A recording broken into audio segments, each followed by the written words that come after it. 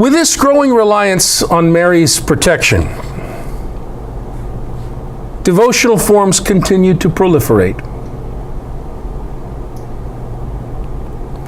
The little office of Our Lady was recommended for use by the laity. The Hail Mary or Ave Maria became one of the basic prayers to be learned by all the faithful, along with the Lord's Prayer and the Apostles' Creed. Saturday was dedicated to Mary as Sunday was to Christ.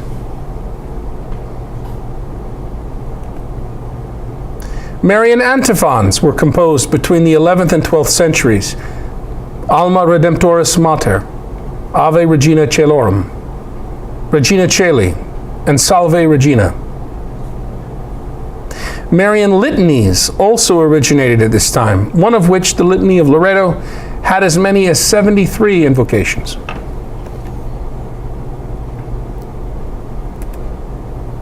By the early 12th century, the Rosary was in general use.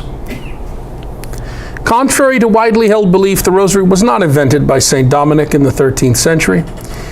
The use of beads and knotted string as a device to count prayers antedated him and has existed for centuries in other religious traditions. Go talk to the Buddhists.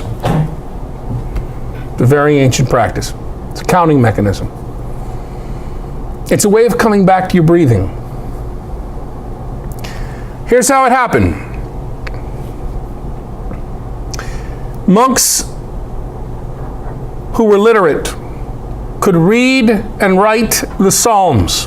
There were 150 Psalms in Latin. They memorized these Psalms. They repeated them every day, meditating on the words and the meaning, being transformed, because as that wall says, prayer does not equal gimme, gimme, gimme, gimme. Prayer is fire, fire is transformation. Transformation means seeing your illusions and dropping them. And you did that by coming out of the brain, out of the mind. Because prayer may begin in the brain, but it's a terrible place. It's a desert for prayer if prayer stays in the brain. So by doing repetition of the Psalms, you're repeating the inspired words of God, the prayers they thought David had composed, right? And you're singing those songs and you're chanting those prayers and you're coming back to your breath and you're coming out of your mind into the Eden that is prayer. Now that's a beautiful thing. But what happens if you're most of medieval Europe and you can't read and write and you can't speak Latin? What do? Well, Dominicans said, look, I got an idea. How about we do this? Can you memorize the Pater Noster? Can you remember the Pater Noster, the Our Father? Yes. So just repeat it 150 times and you'll come back to your breath. But the people didn't always get that. They have to have something for their monkey brain to keep going and going. Give me something for my monkey brain. And you know, the brain, even the greatest brain that ever evolved, is only good for two things: obsessively worrying about the past in regret and nostalgia, and obsessively worrying about the future in anticipation and dread. That's all the brain is really doing all the time. And when you pray, the idea, especially with a devotion like this, is to come out of the brain and back to your breathing, to now. Is it future or is it past? Doesn't matter. Future and the past are dead. Now is what matters. Okay, so they said, well, how about this? They take a few verses from Luke, Ave Maria, gratia plena, right? And we'll do the Hail Mary. We'll add 10 Hail Marys, and you do the Our Fathers in between. And eventually this evolved into a set of memorized prayers. And eventually meditations were given for the monkey brain to think about, like the life of Jesus. And you try to imagine the life of Jesus and the Mary, and glorious mysteries and sorrowful mysteries and joyous mysteries, and now recently luminous mysteries, because the idea was, you see, it's not just these three sets of mysteries. You can keep on going with tons of other mysteries And the laity shouldn't be waiting around for the clergy to tell us what these mysteries are. Folks, we're supposed to be exploring them. But anyway. So the Rosary evolved and began to substitute for the Psalter. The Psalter was the book of the Psalms, 150 Psalms. Now you've got 150 beads, right, or 50 times 3. The Hail Marys were divided into 3 groups of 50 and were called Rosarium after Mary's title, Rosa Mystica, the mystical rose.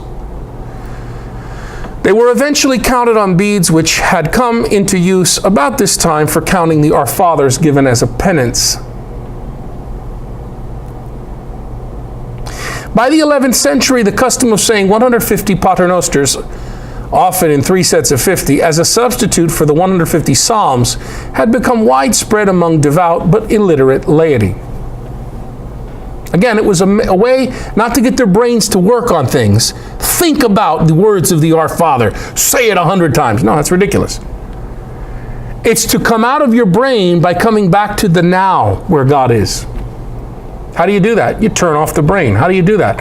How about repeating something 150 times? Think about that. This so-called poor person's breviary consisted of a string of beads that were used to count the prayers. The beads were called paternosters, Latin for Our Father.